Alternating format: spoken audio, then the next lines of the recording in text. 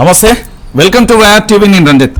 తెలంగాణ రాష్ట్ర వ్యాప్తంగా ఏం జరుగుతుంది, వాస్తవ కోణాలు ఏంటి అనేది కూడా మనం చూసే ప్రయత్నం అయితే చూద్దాం. తెలంగాణ రాష్ట్ర రాజకీయాలలో జరుగుతున్న కొన్ని పరిణామాలను చూస్తే మీ అందరికీ కూడా ఆశ్చర్యం వేస్తుంది. ఎందుకంటే ఈరోజు నేను చెప్పబోయేది చాలా ఏంది అంటే, నిజంగా కూడా ఒక రాష్ట్ర ప్రభుత్వం ఏర్పడక ముందుకు నేతలు ఇచ్చే హామీలు అమల్లోకి ఎందుకు రావట్లేదు అనేదే ప్రధానంగా కూడా ఈరోజు మనం చర్చించుకోబోతున్నాం. నిజమైన అంశాలు ఏంటి, అవాస్తవాలేంటి, ఎందుకంటే నేతలు మొన్నటి వరకు ఇచ్చిన హామీలేంటి, ఇప్పటి వరకు ఎందుకు నెరవేర్చలేకపోతున్నారు అనేది ప్రధానంగా కూడా తెలంగాణ రాష్ట్ర వ్యాప్తంగా కూడా చర్చ కొనసాగుతుంది. దానికి సంబంధించిన అంశాన్ని కూడా మనం చూసే ప్రయత్నం అయితే చేద్దాం.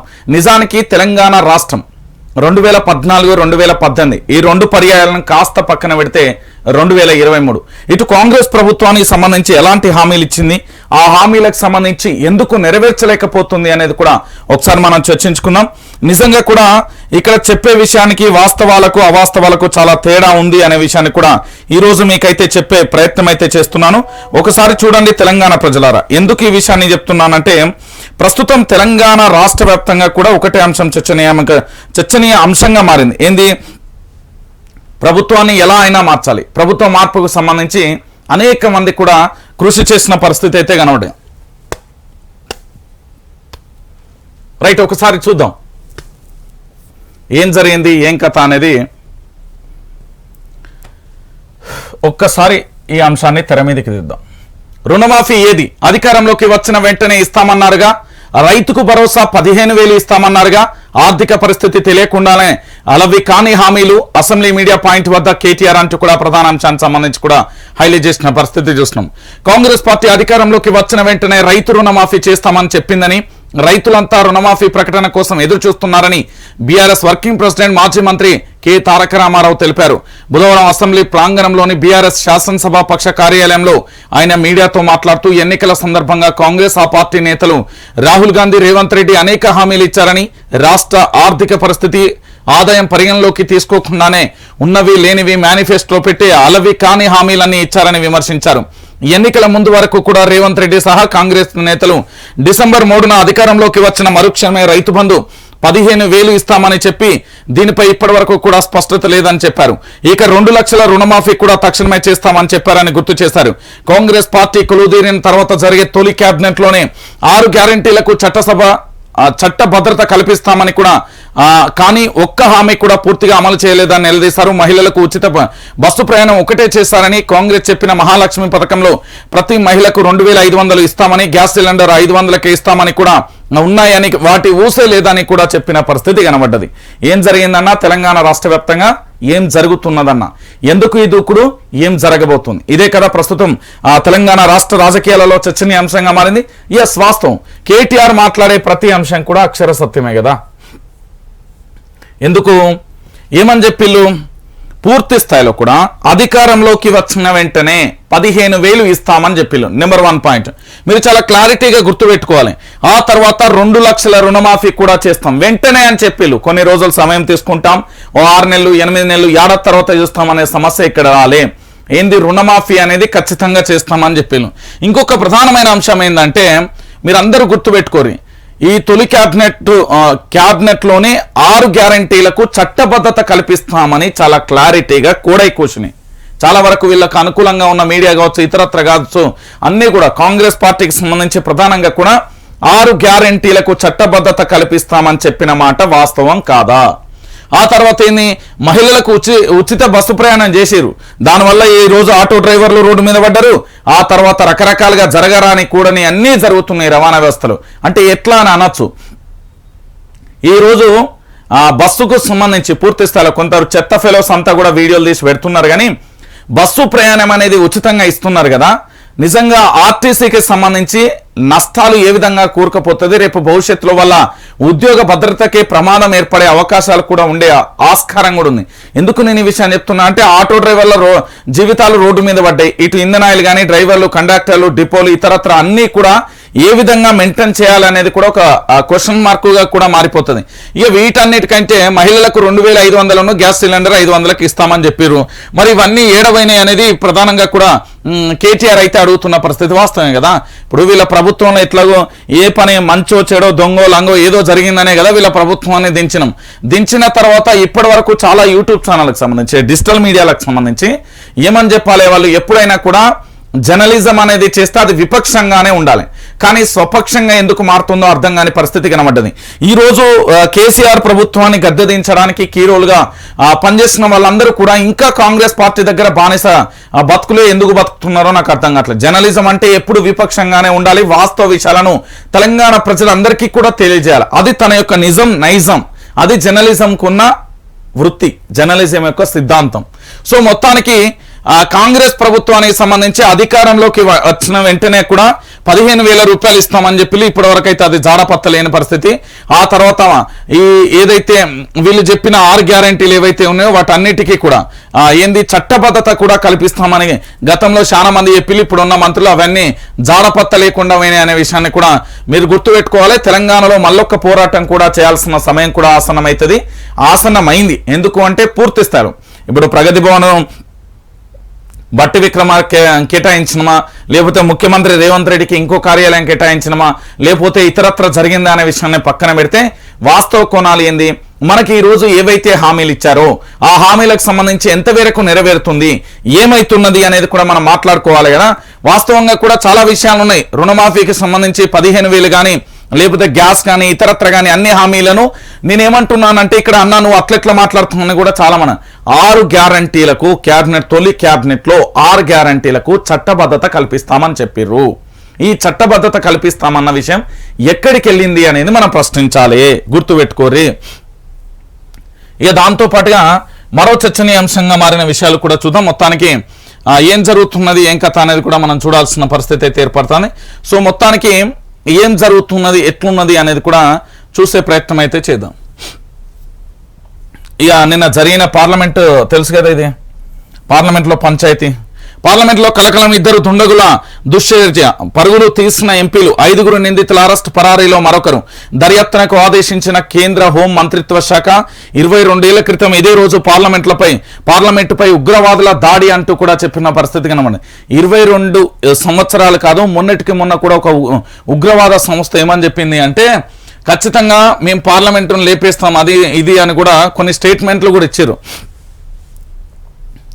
ఇక లోక్సభలో స్మోక్ అటాక్ అంటూ చూడొచ్చు. స్మోక్ క్యాన్లతో పొగ రిలీజ్ చేస్తున్న దుండగులు, విజిటర్ గ్యాలరీల నుంచి సభలోకి దూసుకొచ్చి రచ్చ భయాందోళనకు గురైన ఎంపీలు, 2 చితకబాదిన పోలీసులకు అప్పగింత, పార్లమెంట్లో బయటపడిన సెక్యూరిటీ వైఫల్యం, ఒకే సమయంలో సభ లోపల బయట కలకలం, మొత్తం 5 నిందితుల అరెస్ట్, పార్లమెంట్ పై టెర్రర్ దాడి జరిగిన రోజే ఘటన అంటూ కూడా ప్రధాన అంశానికి సంబంధించి కూడా హైలైట్ చేస్తున్న పరిస్థితి కనబడుతుంది. మొత్తానికి 22 సంవత్సరాల క్రితం ఇదే పార్లమెంట్ మీద దాడి జరిగింది. ఆ దాడి మళ్ళీ పునరావృతమైన పరిస్థితి కనబడింది. మరి ఈ దాడిని ఎట్లా చూద్దాం ఏం కథ అనేది ప్రస్తుతం తెలంగాణ రాష్ట్ర వ్యాప్తంగా కూడా కాదు, యావత్ భారతదేశ వ్యాప్తంగా కూడా చర్చనీయాంశంగా మారుతున్న పరిస్థితి కనబడింది. ఎందుకు అంటే ఉగ్రవాదులకు సంబంధించి ఆల్రెడీ పూర్తి స్థాయిలో కూడా వాళ్ళు గతంలో కూడా స్టేట్మెంట్ ఇచ్చారు. ఇప్పుడు అలాంటి పరిస్థితులలో భద్రత కట్టుదిట్టం చేయాల్సిన పనిని పక్కకు పెట్టిర్రు అనేది మన భద్రతా వైఫల్యం ఏ స్థాయిలో ఉన్నదో కూడా చూడొచ్చు అని పలువురు విపక్ష నేతలు కూడా ఆరోపిస్తున్న పరిస్థితి కనబడుతుంది. ఇక దాంతో పాటుగా మరో అంశాన్ని పోదాం. తెలంగాణ రాష్ట్ర రాజకీయాలు ఒకసారి చూద్దాం. ఏంది కేల్షురు, నిన్న జీవన్ రెడ్డి లీజు వ్యవహారం, నేడు మల్లారెడ్డి భూముల రిజిస్ట్రేషన్. ఏం జరుగుతున్నది, వీళ్ళిద్దరు ఎవరో తెలుసు కదా, బీఆర్ఎస్ పార్టీకి సంబంధించిన ఈయన మాజీ మంత్రి అండి, ఈయన ఎమ్మెల్యే సాబ్. ఒక్కసారి వీళ్ళిద్దరికి సంబంధించి మనం చూద్దాం. నమోదైన కేసులు ఇన్వెస్టిగేషన్ స్టార్ట్. సర్కార్ నజర్లో మరికొందరు గులాబీ నేతలు. గత ప్రభుత్వంలో అధికార దుర్వినియోగంపై ఫోకస్. ప్రభుత్వ భూములు కాజేసిన ఇష్యూపై దృష్టి అంటూ కూడా చూడొచ్చు. మాజీ మంత్రి మల్లారెడ్డిపై కేసు. గిరిజనుల భూములు కబ్జా చేస్తానని ఫిర్యాదు. భూముల విక్రయాలపై వివరాలతో రండి. హెచ్ఎండిఏ ఆఫీసర్లకు సీఎంఓ ఆదేశాలు. ఇక ఆట మొదలు పెడదామా అన్న రేంజ్ లో రేవంత్ సర్కార్ దూసుకుపోతుండడంతో గులాబీ నేతలు గజ వణుకుతున్నారు. గత ప్రభుత్వంలో అధికార దుర్వినియోగానికి పాల్పడిన వారిపై ప్రస్తుత సర్కార్ స్పెషల్ ఫోకస్ పెట్టింది. తాజాగా గులాబీ పార్టీ నేతలపైన కూడా నమోదవుతున్న కేసులు ఇందులో భాగమేనా అన్న చర్చ ఇప్పుడు స్టేట్ వైడ్గా కూడా సాగుతున్నది. మొన్న ఆర్మూర్ మాజీ ఎమ్మెల్యే జీవన్ రెడ్డి లీజ్ వ్యవహారం పైన, నేడు మల్లారెడ్డి భూముల రిజిస్ట్రేషన్లపైన కేసులు నమోదు కాగా రేపు ఎవరెవరి పేరు బయటకు వస్తుందని సర్వత్రా ఆసక్తిగా మారిన పరిస్థితి కనబడుతుంది. అంటే మీరు ఒక్కసారి ఆలోచించండి, మీరు తెలంగాణ రాష్ట్ర వ్యాప్తంగా కూడా పూర్తి స్థాయిలో కూడా ఈ దొంగలందరూ బయటకు వస్తున్నారు కదా. ఈరోజు దొంగలకు సంబంధించి మొత్తానికి బయటకు వస్తున్నారు కదా. ఒకసారి చూద్దాం. మాజీ మంత్రి మల్లారెడ్డిపై కేసు నమోదు. షామీర్పేట్ పోలీస్ స్టేషన్ ఎదుట ఆందోళన చేస్తున్న బాధితులు. మాజీ మంత్రి మల్లారెడ్డిపై షామీర్పేట పోలీస్ స్టేషన్లో బుధవారం కేసు నమోదైంది. మేడ్చల్ జిల్లా మూడుచింతలపల్లి మండలం కేశవరం గ్రామ పరిధిలోని సర్వే నెంబర్ 33, 34, 35లోని సుమారు 47 ఎకరాల 18 గుంటల గిరిజనుల భూములను కబ్జా చేశారని గతంలో కొందరు షామీర్పేట పోలీస్ స్టేషన్లో మాజీ మంత్రి మల్లారెడ్డి, అతని అనుచరులు శ్రీనివాస్ రెడ్డి, హరిమోహన్ రెడ్డి, మధుకర్ రెడ్డి, శివుడు, స్నేహ రామిరెడ్డి, లక్ష్మయ్య, రామిరెడ్డి, నేహారెడ్డిలపై ఫిర్యాదు చేశారు. కంప్లైంట్ పై స్పందించిన పోలీసులు వారిపై కేసు నమోదు చేసుకుని ఎఫ్ఐఆర్ కాపీని బాధితులకు కూడా అందజేశారు. కానీ ఎఫ్ఐఆర్ కాపీలో చామకూర మల్లారెడ్డి అనే ఇంటి పేరు లేకపోవడంతో పిఎస్ ఎదుట బాధితులు ఆందోళనకు దిగారు. ఈ సందర్భంగా వారు మాట్లాడుతూ రాత్రికి రాత్రిలే తమ ఇంటి పెద్ద భిక్షపతిని మల్లారెడ్డి అనుచరులు ఎంఆర్ఓ కార్యాలయానికి తీసుకెళ్లి భూమిని అక్రమంగా రిజిస్ట్రేషన్ చేయించుకున్నారని ఆరోపించారు. అందుకు ఎంఆర్ఓకు మల్లారెడ్డి 20 లక్షల మూటపై చెప్పారని కూడా గిరిజనులు ఆందోళన చేస్తున్నారు. నాకు ఒకటి అర్థం కాని విషయం ఏంటంటే, ఎవడబ్బా సొత్తు అని వాడు రిజిస్ట్రేషన్ చేసుకుంటాడని. సరే, వీడి దగ్గర అధికారం ఉండే ఎన్ని రోజులు, ఇప్పుడు లేదు కదా. ఇప్పుడు తిన్నదంతా గక్కిస్తారు. నేను మళ్ళీ చెప్తున్నా, కాంగ్రెస్ ప్రభుత్వం, కొత్తగా ఏర్పడిన కాంగ్రెస్ ప్రభుత్వం కానీ గతంలో బీఆర్ఎస్ ప్రభుత్వానికి సంబంధించి ఈ 2 ప్రభుత్వాలలో తెలంగాణ ప్రజలకు సంబంధించి ఎవరైనా నష్టపోయినా, ఎవరైనా గోసపడ్డా, ఎవరైనా ఇబ్బంది పడ్డా, ఎవరైనా సమస్యలను పూర్తి స్థాయిలో కూడా అనుభవించిన మీరు చేయాల్సింది ఒకటే పని. నేనేమని చెప్తున్నానంటే, ఇదే లైవ్లో చెప్తా, ఈ నెంబర్కు మీరు పూర్తి స్థాయిలో ఫోన్ చేయరి. మీ బాధ్యతలకు సంబంధించి, అంటే ఎమ్మెల్యేల బాధ్యతలకు సంబంధించి ఈ నెంబర్కు కాల్ చేసి రారు. నేను ఒకటే అంశాన్ని మీ ముందు పెట్టే ప్రయత్నం చేస్తున్న ప్రజలారా గుర్తుపెట్టుకోరి. మాజీ మంత్రి మల్లారెడ్డిపై కేసు నమోదు చేయాలని అలా చామకూర అంటే తన ఇంటి పేరు లేకపోవడంతో ఇక్కడ బాధితులు ఆందోళన చేస్తున్నారు. ఇంకొకటి ఏంటంటే, ఇక్కడ 1 ఎకరం కాదు, 2 ఎకరాలు కాదు, 47 ఎకరాల 18 గుంటలను కబ్జా చేసిందంటే మరి ఇదేమన్నా ఏమనుకుంటున్నాడో నాకు అర్థం కావట్లేదు. వీళ్ళందరూ బానిసలు నేను చెప్తే వింటర్ అనుకుంటున్నారా లేదా? దీని మీద పూర్తి స్థాయిలో కూడా ప్రభుత్వం ఎంక్వైరీ చేయడం గాను చామకూర మల్లారెడ్డో శివురులేని మల్లారెడ్డో తెలియదు కానీ ఆయనను అరెస్ట్ చేసి లోపటేయాలి. ఇక చూడురే, మొదలైన ఇన్వెస్టిగేషన్ ప్రాసెస్ ప్రస్తుతం మాజీ మంత్రి మల్లారెడ్డి దాకా వచ్చింది. రానున్న రోజులలో మరికొందరిపైన ఎంక్వైరీ మొదలు పెట్టేందుకు కొత్త సర్కార్ కసరత్తు స్టార్ట్ చేసింది. గత కాంగ్రెస్ హయాంలో పేదలకు ఇచ్చిన అసైన్డ్ భూములను గత ప్రభుత్వం వెనక్కి తీసుకోవడం మొదలుపెట్టింది. దీంతో స్థానిక ఎమ్మెల్యేలు సైతం దౌర్జన్యంగా అనేక గ్రామాలలో దళితులకు ఇచ్చిన భూములను అక్రమంగా లాక్కోవడంలో నిమగ్నమయ్యారు. అధికార బలంతో ప్రజలకు ప్రశ్నించే అవకాశం లేకుండా చేశారని, పోలీసులకు ఫిర్యాదు చేసిన ఫలితం లేదనే వాతావరణం నెలకొందని విపక్షాలు చాలా సందర్భాలలో ప్రస్తావించాయి. కానీ ఇప్పుడు రాష్ట్రంలో అధికార మార్పిడి జరిగి కాంగ్రెస్ ప్రభుత్వం ఏర్పడడంతో పోలీస్ స్టేషన్లో పేరుకుపోయిన పాత ఫిర్యాదులు తెర మీదకి వస్తున్నాయి. గతంలో ఏ గులాబీ నేతలపైన భూ కబ్జా ఆక్రమణలు చేశారనే కంప్లైంట్ వచ్చాయో ఇప్పుడు వెలుగులోకి రానుంది. మాజీ మంత్రి మల్లారెడ్డి, మాజీ ఎమ్మెల్యే జీవన్ రెడ్డి తర్వాత ఎవరెవరి పేరు బయటికి వస్తుంది అనేది కూడా చర్చనీయాంశంగా కూడా మారిన పరిస్థితి కనబడుతుందట. ఒక్కసారి నేతల మీద ఆరోపణలు చూద్దాం. ఆర్మూర్ మాజీ ఎమ్మెల్యే జీవన్ రెడ్డి గతంలో ఆర్టీసీ నుంచి లీజుకు తీసుకున్న భూములకు వార్షిక ఫీజు చెల్లించకపోవడం, విద్యుత్ వినియోగానికి డిస్కంలకు బకాయిలు పడడంతో నోటీసులు జారీ అయ్యాయి. స్టేట్ ఫైనాన్స్ కార్పొరేషన్ నుంచి తీసుకున్న రుణాల విషయంలో చిక్కులు మొదలయ్యాయి. ఇక మాజీ మంత్రి మల్లారెడ్డి మేడ్చల్ మల్కాజ్గిరి జిల్లా మూడుచింతలపల్లి మండలం కేశవరం ఎస్టీ కాలనీలోని గిరిజనులు లంబాడీలకు చెందిన 47 ఎకరాల భూమిని ఆక్రమంగా అన్యాక్రాంతం చేసుకున్నారని షామీర్పేట పోలీస్ స్టేషన్లో నవంబర్ 18న ఫిర్యాదు అందింది. డిసెంబర్ 6న పోలీసులు చీటింగ్ కేసుతో పాటు ఎస్సీ ఎస్టీ కేసును నమోదు చేసుకున్నారు. గతంలో అనురాగ్ యూనివర్సిటీ కోసం ప్రస్తుతం జనగామ ఎమ్మెల్యే పల్లా రాజేశ్వరరెడ్డి సైతం భూములు లాక్కున్నారని ఆరోపణలు వచ్చాయి. ఇక 2019లో సోషల్ మీడియా వేదికగా చాలా రోజుల పాటు ఇది హాట్ టాపిక్ గా అయింది. పల్లా సైతం డీజీపీ మహేందర్ రెడ్డిని కలిసి ఆధారాలు లేకుండా ఆరోపణలు చేస్తున్న నరసింహారెడ్డిపై చర్యలు తీసుకోవాలని ఫిర్యాదు చేశారు. ఇక మాజీ మంత్రి నిరంజన్ రెడ్డి మీద పెబ్బేరులోని ఆలయ భూములను కబ్జా చేస్తానని తన అనుచరుల పేరు మీద రిజిస్ట్రేషన్ చేశారన్న ఆరోపణలు ఉన్నాయి. ఇక మాజీ మంత్రి శ్రీనివాస్ గౌడ్ పేరు వాడుకొని ఆయన అనుచరులు బంధువులు మహబూబ్ నగర్ లో భూములను కబ్జాకు పాల్పడినట్లుగా కూడా ఆరోపణలు వచ్చాయి.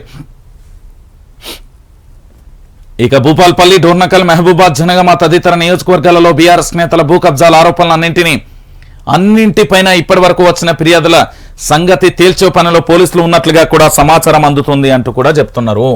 నేనేమంటున్నానంటే తెలంగాణ ప్రజలారా గుర్తుపెట్టుకోర్రి, మళ్ళీ పంచాయతీ లేకుండా ఒకటే విషయం. ఈరోజు తెలంగాణ రాష్ట్ర రాజకీయాలలో ప్రధానమైన అంశం ఏముంటుంది? ఒకటే అంశంగా మారిపోతుంది. ఏందది?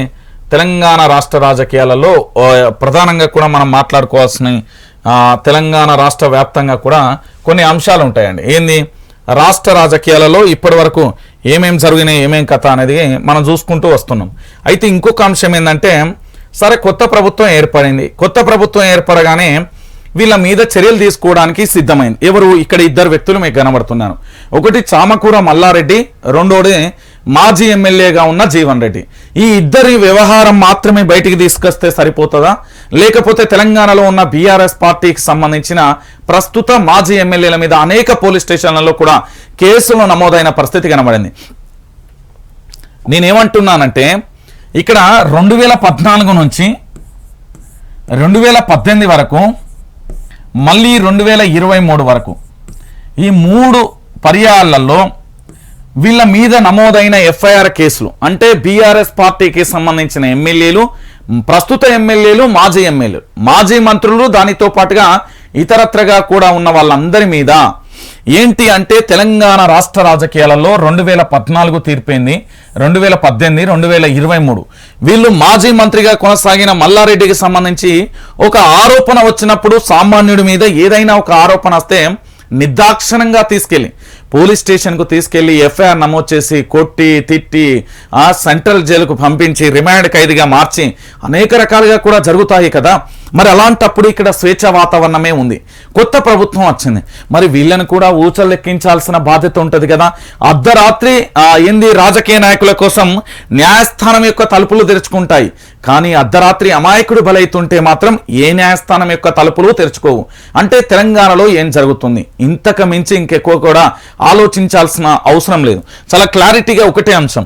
చామకూర మల్లారెడ్డి అయినా, ఆర్మూరుకు సంబంధించిన మాజీ ఎమ్మెల్యే జీవన్ రెడ్డి అయినా, లేకపోతే మాజీ మంత్రిగా ఉన్న శ్రీనివాస్ గౌడ్ అనుచరులైనా, లేకపోతే పల్లా రాజేశ్వరరెడ్డి గతంలో ఫిర్యాదు చేసిన నరసింహ మీదనైనా, వీళ్ళందరూ ఏవైతే ఆరోపణలు ఎదుర్కొంటున్నారో ఈ ఆరోపణలన్నింటినీ బయటికి తీసుకొచ్చి అసలు ఏం జరిగింది, ఏం జరగబోతున్నది, ఏం జరుగుతున్నది, వీళ్ళందరూ దొంగల, లంగల, మంచోళ్ళ, కడిగిన ఆనుముత్యాల, లేకపోతే వీళ్ళ మీద కావాలని చేస్తున్నారా, ఏం కథ అనేది మల్లారెడ్డి అయితే నెంబర్ 1 దొంగ అని తేలిపోయింది. ఎందుకంటే ఎప్పుడైతే పోలీస్ స్టేషన్లలో ఆయన పేరు మీద ఎఫ్ఐఆర్ అయితే ఎప్పుడైతే నమోదైందో అప్పుడే చాలా క్లారిటీ వచ్చిన పరిస్థితి కనబడింది.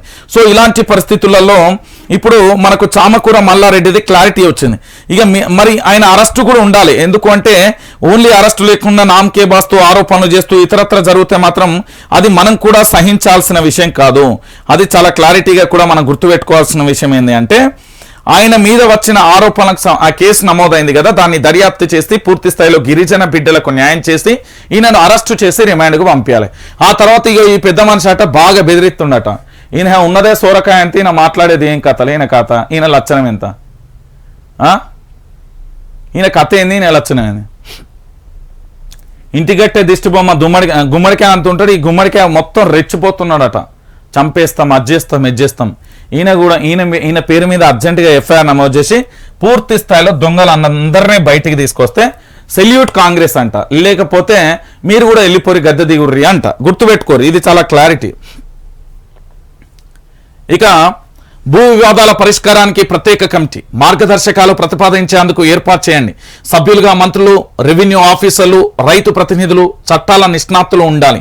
అధికారులకు సీఎం రేవంత్ రెడ్డి ఆదేశాలు. ధరణి పోర్టల్పై సమీక్ష. పలు అంశాలపై అధికారులకు ప్రశ్నల వర్షం అంటూ కూడా ప్రధాన అంశానికి సంబంధించి కూడా హైలైట్ చేసిన పరిస్థితి కనబడ్డది.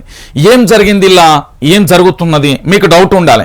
రాష్ట్రంలో భూ వివాదాలు శాశ్వత పరిష్కారానికి మార్గదర్శకాలు ప్రతిపాదించేందుకు ప్రత్యేక కమిటీ ఏర్పాటు చేయాలని సీఎం రేవంత్ రెడ్డి ఆఫీసర్లను ఆదేశించారు.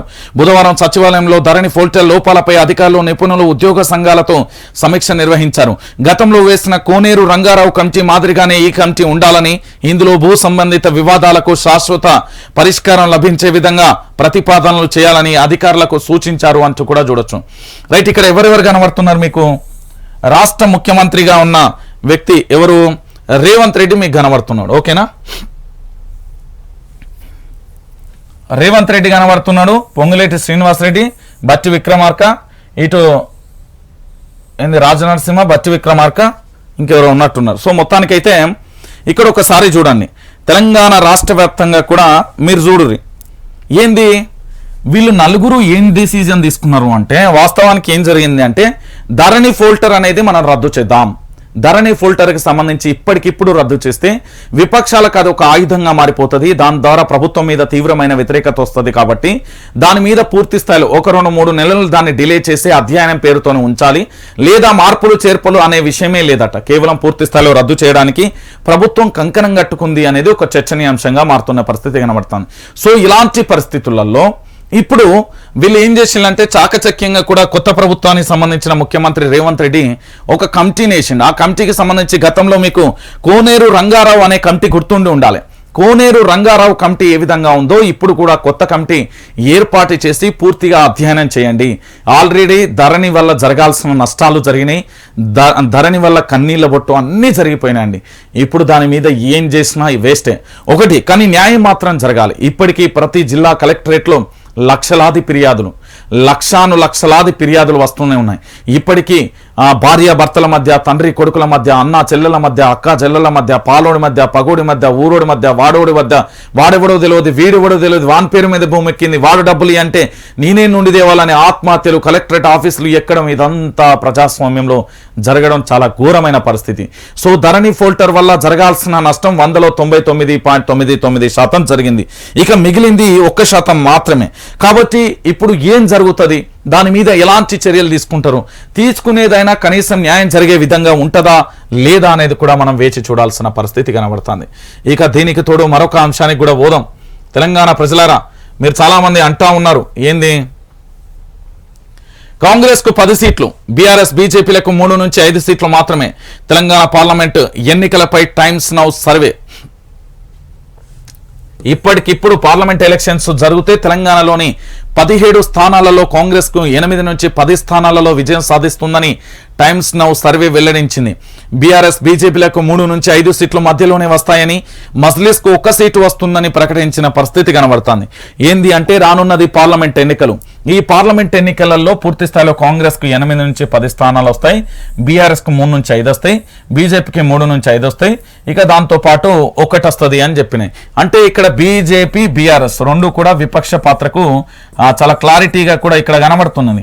విపక్ష పాత్రను పోషించాల్సిన బాధ్యత వీళ్ళ మీద ఉంది.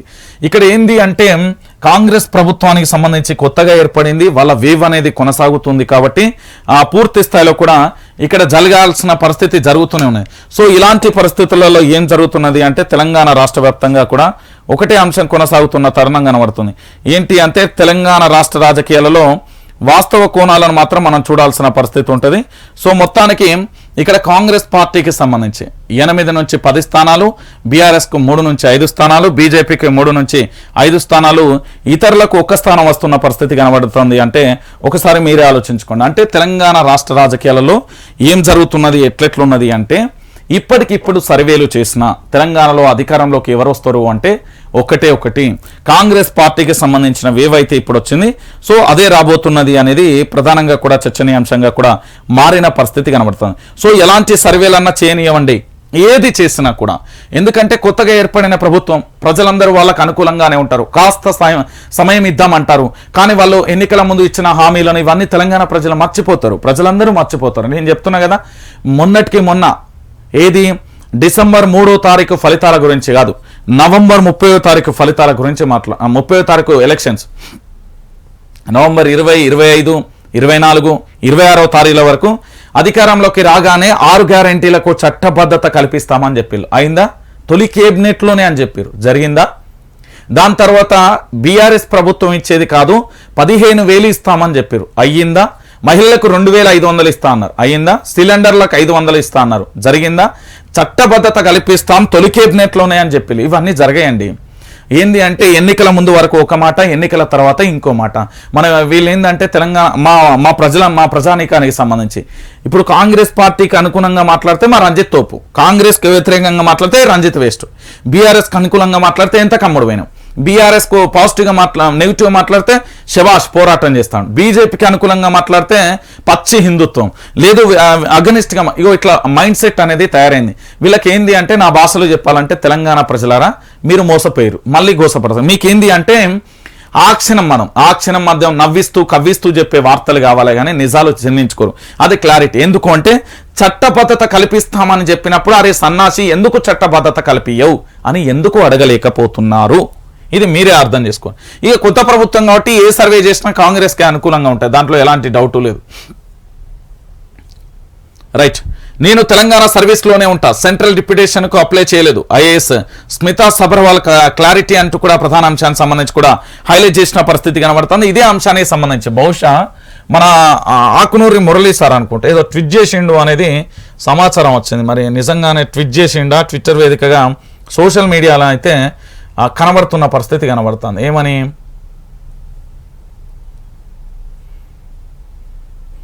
సెంట్రల్కు సంబంధించి పూర్తి స్థాయిలో స్మితా సబర్వాల్ అక్కడికి కొందరు అంటే తనను ఉద్దేశించి అన్నాడు అనేది ఒకటి చర్చనీయాంశంగా సోషల్ మీడియాలో తిరుగుతుంది. మరి పేపర్లు కూడా కొన్ని పేపర్లు మాత్రమే కనబడుతున్నాయి. మరి ఆ పేపర్లకు సంబంధించి సరే మొత్తానికి స్మితా సబర్వాల్ ఒకటి తెలంగాణలో చాలామంది ఐఏఎస్లు ఉన్నారు, సీనియర్లు ఉన్నారు, అపర మేధావులు ఉన్నారు. పూర్తి స్థాయిలో అడ్మినిస్ట్రేషన్ను తన చేతిలో పెట్టుకొని తెలంగాణ రాష్ట్రాన్ని సస్యశ్యామలం చేసి అద్భుతమైన పరిపాలన అందించేందుకు, సలహాలు అందించేందుకు అద్భుతమైన వాళ్ళు ఉన్నారు.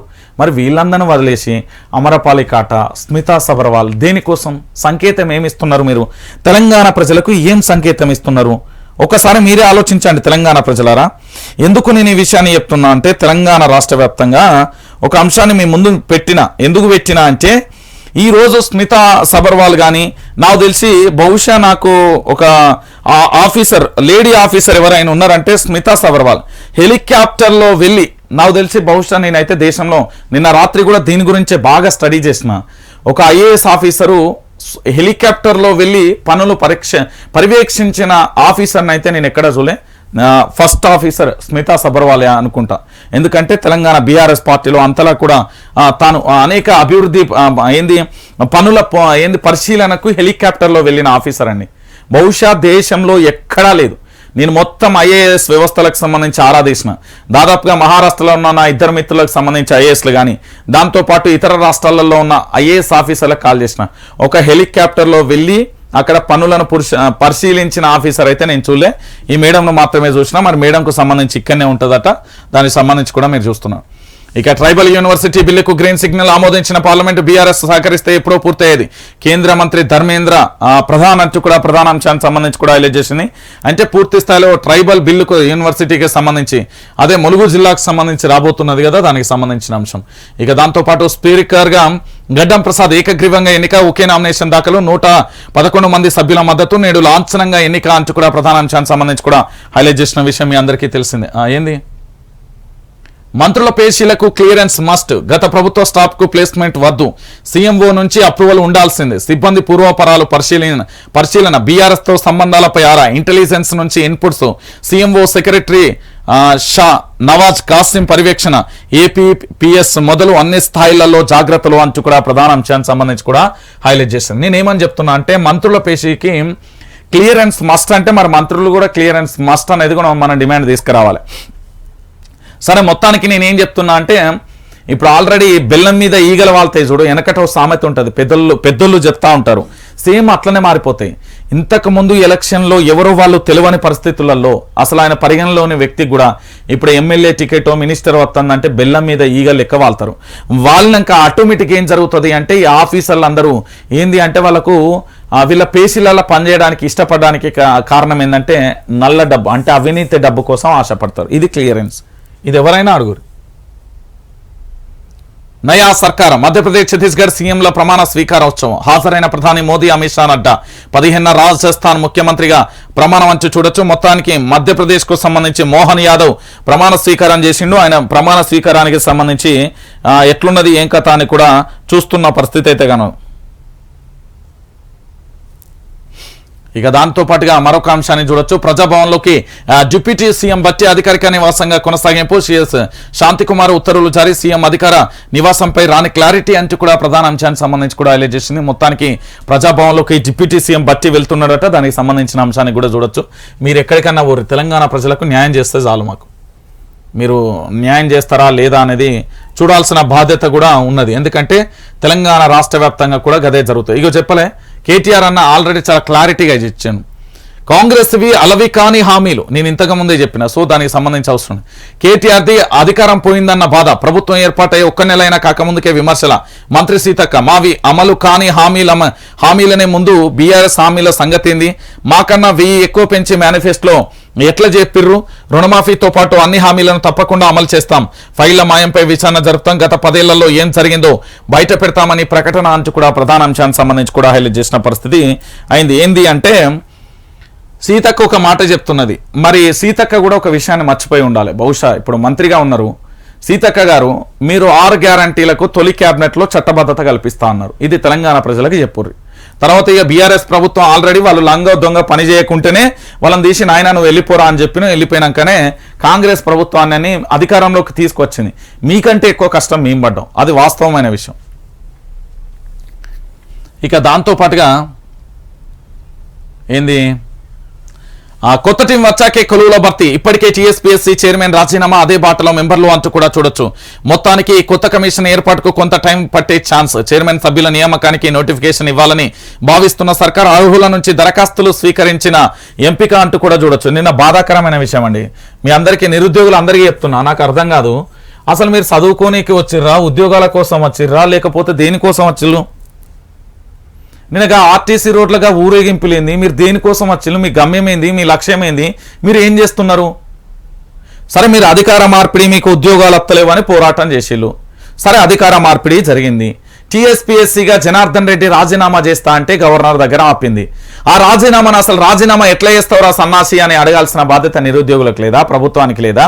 టీఎస్పీఎస్సీలో పేపర్లు లీకేజీ జరిగితే ఆ లీకేజీకి టీఎస్పీఎస్సీ చైర్మన్ని బాధ్యుని చేయకపోతే ఎట్లా?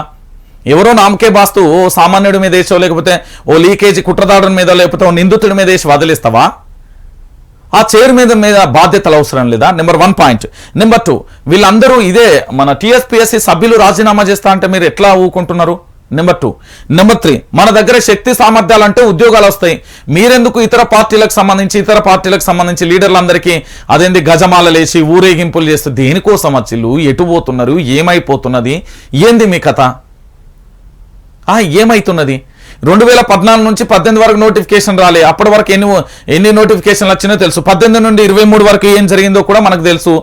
ఏమైపోతున్నారు మీరు నిరుద్యోగులంతా? అరే టీఎస్పీఎస్సీ చైర్మన్ రాజీనామాను ఎట్లా చేయమంటారు? రేవంత్ రెడ్డిని అడగరా? మీరు పోరాటం గిందికే చేసిలా? మెంబర్స్ రాజీనామా చేస్తాను ఎట్లా చేయమంటారు మీరు? ఇదే విపక్షంలో ఉన్నప్పుడు ఇదే పార్టీ వాళ్ళు ఆయన మీద ఎఫ్ఐఆర్ నమోదు చేయాలి, కేసుకు తోలాలి, అది ఇది అని చెప్పారు కదా, చర్యలు తీసుకోవాలి. మరి ఇప్పుడు రాజీనామాను ఎట్లా ఆమోదిస్తారు? అంటే ఇక్కడ బలైంది ఎవరు? నిరుద్యోగులు. నేను ఆర్టీసీ క్రాస్ రోడ్ కాడ ఇట్లా చూస్తా ఉన్నా. అరే ఏమైంది వీళ్ళకు? గావాళ్ళకి ఎందుకు చేస్తున్నారు? ప్రభుత్వాన్ని మార్చిల్లు అయిపోయింది. మీ ఒక్కరి వంతు కూడా కాదు ఇది. తెలంగాణలో చాలా మంది ప్రయత్నాలు చేస్తే దాంట్లో మీ భాగం ఒక వంతు. సరే కేసీఆర్ ప్రభుత్వాన్ని మార్చిల్లు. మరి ఏమైంది? ఇప్పుడు కాంగ్రెస్ ప్రభుత్వం వచ్చింది. ఇవాళ ఎన్నో తారీఖు? 14వ తారీఖు. అంటే ఆ 3 రోజులు ప్లస్ ఆ 4 రోజులు తీసేస్తా 10 రోజులు అయితే అయింది కదా. మరి ఏమైతుంది? ఒకసారి మీరే ఆలోచించుకోండి. నిరుద్యోగులారా ఒకటే విషయాన్ని నేను చాలా క్లారిటీగా చెప్తున్నా. ఎవరికో గజమాలలు ఎవరికో ఊరేగింపులు చేయకూర్రి. మీరు వచ్చింది మీ ఆశయం మీ గమ్యం కోసం వచ్చిల్లు.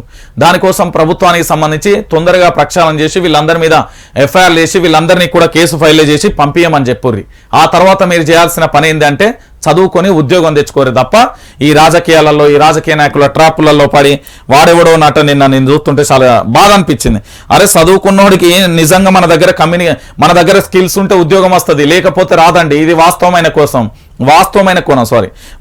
కోణం ఏంటంటే మన దగ్గర చదువు అన్ని ఉంటే మాత్రం ఖచ్చితంగా వస్తుంది, లేకపోతే అది ఉద్యోగం రాదు. నేను చెప్తున్నా కదా, ఈ రోజు ఏంది అంటే చాలా మంది కూడా పూర్తి స్థాయిలో ఆ గజమాలలు ఏందో ఆ కథ ఏందో నాకైతే అర్థం కాలేదు స్వామి. ఇక మీకు ఏమైనా అర్థమైతే నేను ఏం చెప్పలేను. అవన్నీ బంద్ చేసి చదువుకొని మీ ఉద్యోగాన్ని మీరు తెచ్చుకోరు. నేను చెప్తున్నా కదా, తెలంగాణ నిరుద్యోగులారా దయచేసి ఈ బంద్ చేయరు మీరు, వీనికి బంద్ చేయరు, ఇవన్నీ లొల్లంతా బంద్ చేయరు. ఆజ్ కీ బాత్. నూతన ప్రభుత్వం శరవేగ నిర్ణయాలతో దూసుకుపోతుంది. ప్రతిపక్ష నేతలను పరామర్శిస్తూనే గత పాలన విధానాలను ప్రక్షాళన చేస్తుంది. రాష్ట్ర మిగులు బడ్జెట్ మంచు గడ్డలై కరిగి అప్పుల కుప్పపై పెరిగిపోతుంది. ప్రజలలో సుభిక్ష పాలన భరోసా కల్పిస్తూనే అప్రజాస్వామిక కుట్రలను ఛేదించాలి. హామీలు అమలు చేస్తూనే సంపద సృష్టించాలి. తెలంగాణ ఆత్మగౌరవ తీర్పుకు విఘాతం కలిగించిన విమర్శించిన భావోద్వేగ జ్వాలను తట్టుకోలేరు సుమా అంటూ కూడా చెప్పిన పరిస్థితి కనబడుతుంది. సరే, మొత్తానికి కొత్త ప్రభుత్వం వచ్చింది, దూసుకుపోతున్నది. దేంట్లో దూసుకుపోతున్నది అంటే తెలంగాణ ప్రజలకు సంబంధించి ఇప్పటి వరకు వాళ్ళకి అందని ఫలాలు ఏమైనా ఉన్నాయంటే కాదు. ఇక్కడ తెలంగాణలో రాష్ట్ర ముఖ్యమంత్రి కల్వకుంట్ల చంద్రశేఖరరావును దించింది కాంగ్రెస్ ప్రభుత్వం కాదు, అలాగని కాంగ్రెస్ ప్రభుత్వ పోరాట పద్మ వల్ల కాదు. ఇది తెలంగాణ ప్రజల గెలుపు, తెలంగాణ ప్రజల విజయం. ఆత్మగౌరవానికి అహంకారానికి జరిగిన పోరాటంలో 50 యూట్యూబ్ ఛానళ్లు దాని మీద కలిసి జరిగిన పోరాటంలో గెలిపించి పెట్టింది. ఇది క్లారిటీ, గుర్తుపెట్టుకోరు. మళ్ళీ ఇంకొకటి ఏంటంటే వీళ్ళు పాలనా పరంగా అంటే వీళ్ళు నిజంగా చేయాలనుకుంటే మొదటి క్యాబినెట్లో చట్టబద్ధత చేసేవాళ్ళు. చేసిరా? లేదు. గుర్తుపెట్టుకోరు, చాలా సింపుల్, ఎక్కువ తక్కువ మాట్లాడాల్సిన అవసరం కూడా లేదు. ఆసుపత్రి కాదది, రోగుల రక్తం పీల్చే జలగా. ఎంఎన్జే ప్రభుత్వ ఆసుపత్రులలో ఆరోగ్యశ్రీ రోగుల నుంచి అక్రమ వసూళ్లకు పాల్పడుతున్న డైరెక్టర్ జయలలిత. చట్ట విరుద్ధంగా యూజర్ ఛార్జీల మోత మోగిస్తున్న యాజమాన్యం. ప్రైవేట్ ఆసుపత్రిలో రేట్ కార్డు తప్పనిసరిగా ఉండాలన్నది రూల్. యూజర్ ఛార్జీలు తీసుకుంటున్నప్పుడు రేట్ కార్డు ఎందుకు లేదు? ప్రభుత్వ ఆసుపత్రిలో క్యాష్ కౌంటర్ నిర్వహించడం ఏంటి అంటూ కూడా ప్రధానంగా కూడా చర్చనీయాంశంగా మారుతున్నాయి. మరి దీని గురించి నిజంగా వైద్యం నమో నారాయణ హరి అంటారు కూడా, అట్లా జరిగిపోయింది తెలంగాణ రాష్ట్ర వ్యాప్తంగా. ఈ తెలంగాణ రాష్ట్ర వ్యాప్తంగా జరుగుతున్న ఈ అంశానికి సంబంధించి మరి ఎవరు తీసుకుంటారు ఏం కథ అనేది కూడా చూడాలి. ఇది మాజీ మంత్రి స్వర్గీయ రాజశేఖర రెడ్డి మేధస్తుతో పురుడు పోసుకున్న ఆరోగ్యశ్రీ పథకం వల్ల ఎన్నో కుటుంబాలు బాగుపడ్డాయి. రోగాల బారి నుండి తప్పించుకొని నవజీవనం వైపు కూడా అడుగులు వేసిన పరిస్థితి అయితే కనబడ్డది, మనందరికీ తెలిసింది. కానీ నిజంగా రాజశేఖర రెడ్డి పరిపాలన ఎప్పటికైనా అద్భుతమే. అది ఏ ముఖ్యమంత్రి వల్ల కాదు, మళ్ళీ చెప్తున్నా కదా. రైట్, ఇక దాంతో పాటుగా ఇంకొక అంశాన్ని కూడా చూద్దాం. హైదరాబాద్కు రానున్న రాష్ట్రపతి శీతాకాల విడిది కోసం 18న నగరానికి ద్రౌపది ముర్ము 5 రోజుల పాటు బస. 23న తిరిగి ఢిల్లీకి. ఉన్నతాధికారులతో సమీక్ష నిర్వహించిన సిఎస్ శాంతి కుమారి అంటూ కూడా ప్రధాన అంశానికి సంబంధించి కూడా హైలైట్ చేసింది. ఇక ప్రతి శీతాకాల విడిదికి హైదరాబాద్కి రావడం సర్వసాధారణం, అది మీ అందరికీ తెలిసిందే. సేవ కాదు రియల్ దందా. చారిటబుల్ ట్రస్ట్కి ఇచ్చిన భూమి అమ్మకం. ఐ ఆసుపత్రి పేరుతో ఎవ్వారం. ట్రస్ట్ భూమిని ఫ్లాట్గా చేసి అమ్మిన వైనం. ప్రభుత్వ దాంతోపాటు రెవెన్యూ నిబంధనల పాత్ర. అధికారుల చర్యలతో హైకోర్టులో రిట్ పిటిషన్ అంటూ కూడా చూడొచ్చు. లేని కట్టడాలను ఉన్నట్లుగా చూపించి కోర్టును బురుడి కొట్టించిన వైనం అంటూ కూడా చూడొచ్చు. రంగారెడ్డి జిల్లా ఉప్పర్పల్లి శివార్లోని సర్వే నెంబర్ 36లో Drishti charitable trust managing trust PB Venkatesh చిత్ర విచిత్రాలు అంటూ కూడా ప్రధాన అంశానికి సంబంధించి కూడా హైలైట్ చేసిన పరిస్థితి కనబడుతుంది. ఇట్లా జరిగిందట. ఇక వీటన్నిటి మీద వీళ్ళు ఎప్పుడు చర్యలు తీసుకుంటారో, ఏమవుతుందో, ఏం కథనో వేచి చూడాల్సిన పరిస్థితి కనబడుతుంది. మీరు గిడొక్కసారి చూడుర్రి. మీరు రైతు బంధుకు సంబంధించి 5,000 పంపిణీ చేస్తుంది. ఎంత చేయాలనుకున్నారు, ఏం కథ చెప్పినే పాతదే అమలు అవుతుంది. ఇక్కడ కొత్తది ఏం లేదు, మీరు ఏదో అనుకుంటారు, ఏం లేదు.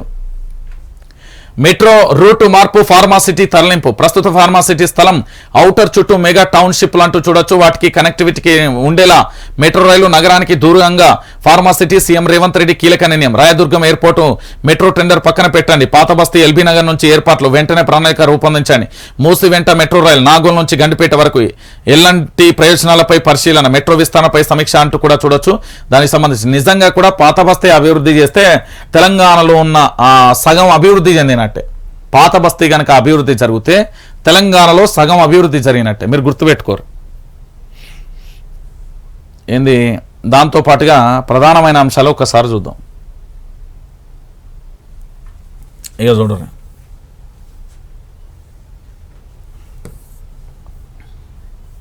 ఏడవా. మహిళలకు ఉచిత ప్రయాణంపై ఆటో డ్రైవర్ల ఆందోళన, తమకు జీవన భృతి పింఛన్లు ఇవ్వాలని వినతి. పలు ప్రాంతాలలో ధర్నా, రాస్తోరోకో అంటూ కూడా ప్రధాన అంశానికి సంబంధించి కూడా హైలైట్ చేసిన పరిస్థితి కనబడుతుంది. ఇక చూసిరా తెలంగాణ ప్రజలారా, అన్న తెలంగాణలో ఏం జరుగుతున్నది అంటే ఆటో డ్రైవర్ల ఆందోళన కొనసాగుతుంది. అన్న ఆటో డ్రైవర్ల ఆందోళన కొనసాగుతుంది. ఇంతకంటే క్లారిటీ నేను చెప్పలేను. పాపం వాళ్ళు చాలా అవస్థ పడుతున్నారు. రోజుకు 1000, 2000 తెచ్చుకుంటారు. 300, 450, 500 లోపేనట. వాళ్ళ కన్నీటి మీద ఎవరికి రావద్దు. నేను చెప్తున్నా కదా, అలాంటి వేద ఎవరికి రావద్దు. ఆర్థిక పరిస్థితిపై శ్వేతపత్రం అంటూ కూడా చూడొచ్చు. ఇక బట్టి అధికారిక నివాసం పార్లమెంటుకు సంబంధించి కూడా మనం చూసే ప్రయత్నం అయితే చేస్తున్నాం. ఇక దాంతోపాటు మన పేపర్ చూద్దాం. ప్రజా వెలుగు దినపత్రికకు సంబంధించి ధరణి అవకతవకలపై ప్రభుత్వ దృష్టి, ఉన్నత స్థాయి సమీక్ష నిర్వహించిన రేవంత్ అంటూ కూడా ప్రధానాంశాన్ని కూడా హైలైట్ చేశాం. నేటి నుంచి తెలంగాణ అసెంబ్లీ స్పీకర్ ఎన్నికతో తొలి సమావేశం. 15వ ఉభయ సభలో ఉద్దేశించి గవర్నర్ ప్రసంగం. నాటి బీఆర్ఎస్ ఆర్థిక అవకతవకలపై శ్వేతపత్రం విడుదలకు ఛాన్స్ అంటూ కూడా చూడొచ్చు. సోనియాని కలిసిన ఉత్తమ్ దంపతులు అంటూ కూడా మరో అంశానికి సంబంధించి కూడా హైలైట్ చేసింది. ఇక దాంతోపాటు కిషన్ రెడ్డికి రేవంత్ ఫోన్, తెలంగాణ అభివృద్ధికి సహకరించాలని వినతి అంటూ కూడా చూడొచ్చు. గిరిజన భూముల కబ్జా, మంత్రి మల్లారెడ్డిపై కేసులు. కాంగ్రెస్ హామీలకు ఏటా 70,000 కోట్లు కావాలండి. కాంగ్రెస్ వీకే ఆచరణ కానీ హామీలు అంటూ కూడా ప్రధానాంశం. తెలంగాణలో ఏం నడుస్తుంది అన్న అంటే పరామర్శలను, వాళ్ళు వీళ్ళను వాళ్ళు. ఇగో చూడు, ఆసుపత్రిలో కోమటిరెడ్డికి కవిత పరామర్శ అంటూ కూడా ప్రధానాంశాన్ని చూడొచ్చు. రోడ్లు, భవనాలు, సినిమా, ఆటోగ్రఫీ మంత్రి కోమటిరెడ్డి వెంకటరెడ్డి అనారోగ్యంతో యశోద ఆసుపత్రిలో చికిత్స పొందుతున్నారు. ఢిల్లీ నుంచి రాగానే ఆయన స్వల్ప అస్వస్థకు గురయ్యారు. మంత్రి కోమటిరెడ్డి వెంకటరెడ్డిని బీఆర్ఎస్ ఎమ్మెల్సీ కల్వకుంట్ల కవిత పరామర్శించారు. వెంకటరెడ్డి ఆరోగ్య పరిస్థితి గురించి వైద్యులను అడిగి తెలుసుకున్నారు. మంత్రి త్వరగా కోరుకోవాలని కూడా ఆకాంక్షించారు అంటూ కూడా ప్రధానాంశానికి సంబంధించి కూడా హైలైట్ చేసింది. అయితే ఇంకొక విషయాన్ని కూడా చెప్పాలి. ఆ విషయం పక్కన పెడితే ఇక్కడ ఒకసారి చూడండి తెలంగాణ ప్రజలరా, వాస్తవ కోణాలు మేము ముందుంచే ప్రయత్నం అయితే చేస్తున్నా. ఒకసారి వైఆర్టీవీ తెలుగు న్యూస్ ఛానల్, ఇది ఒకసారి చూడండి. వైఆర్టీవీ తెలుగు, ఇది ఈ న్యూస్ ఛానల్ని ఇప్పటి వరకు మీరు ఎవరైనా సబ్స్క్రైబ్ చేసుకోకపోతే సబ్స్క్రైబ్ చేసుకోండి. ఇంకొక మాట, నేను ఒక అంశాన్ని పెడుతున్నాను. ఈడ 9908572366. ఎందుకు అంటే సంస్థ మనుగడ కోసం, సంస్థ విస్తరణ కోసం, దాంతోపాటు అభివృద్ధి కోసం, ఇక్కడ ఆర్థిక సహాయం కోసం అడుగుతున్నా. ఎందుకంటే మనం ఏ పార్టీకి వత్తాసు వాళ్ళకలే. నిన్న మొన్నటి వరకు చాలా మంది అంటుండే, అన్న నువ్వు పోరాటం చేసిన దాంట్లో నీ పేరు కూడా ఉన్నది వైఆర్టీవీకి సంబంధించి తెలంగాణ ప్రభుత్వాన్ని ఓడించడంలో. అంటే తెలంగాణ ప్రభుత్వం మీద, ఆ ప్రభుత్వం నుండి నాకు ఎలాంటి ఒక్క నయా పైసా కూడా తీసుకున్నట్టు నిరూపిస్తే నేను దేనికంటే దాని కూడా, కానీ నేను చేయలేదని భగవద్గీత మీద ప్రమాణం చేయడానికి నేను సిద్ధం. ఇంకొక అంశం ఏంటంటే ఇటు కాంగ్రెస్ పార్టీ సంబంధించి కూడా నాకు ఏ పార్టీలతో సంబంధం చాలా క్లారిటీగా చెప్తున్నా. నేను భగవద్గీతను చాలా పవిత్రంగా భావిస్తా. నా ఆత్మ, నేను చెప్తున్నా, నేను మనస్సాక్షి మీద ప్రమాణం చేస్తున్నా. అందరిలా జర్నలిజం చేయడానికి నేను రాలేదు. నేను ఒక పిచ్చి, భయంకరమైన పిచ్చితో వచ్చిన. రేపు పొద్దుగాల ఈ ఛానల్కి ఏమైనా జరిగినా ఇంకా 10 ఛానళ్ళు తీసే అంత పిచ్చి, అంత భయంకరమైన పిచ్చి నాది. గుర్తుపెట్టుకోని, నేను స్వయంగా తెలంగాణ ప్రజల కోసం మాత్రమే వచ్చింది, ప్రజా సమస్యల కోసం. కరోనా సమయంలో దాదాపుగా ఎంజిఎం ఆసుపత్రిలో జరిగిన కొన్ని సంఘటనలు, దాంతోపాటుగా మరికొన్ని సంఘటనలు, ఉదాహరణకు చెప్పుకుంటూ పోతే ఒక 100 సంఘటనలను చూసి చలించి పూర్తి స్థాయిలో ఇక్కడ ఏంటి అంటే ఒకసారి మీరు చూడొచ్చు, తెలంగాణ రాష్ట్ర రాజకీయాలలో ప్రతి అంశాన్ని మార్పు చేయడానికి వచ్చిన. సో మీరు మా పూర్తి స్థాయిలో కూడా ఆర్థిక సహాయానికి సంబంధించి కూడా మీరు చూడండి. ఎందుకంటే పూర్తి స్థాయిలో ప్రతి అంశాన్ని కూడా మీకు చెప్పే ప్రయత్నం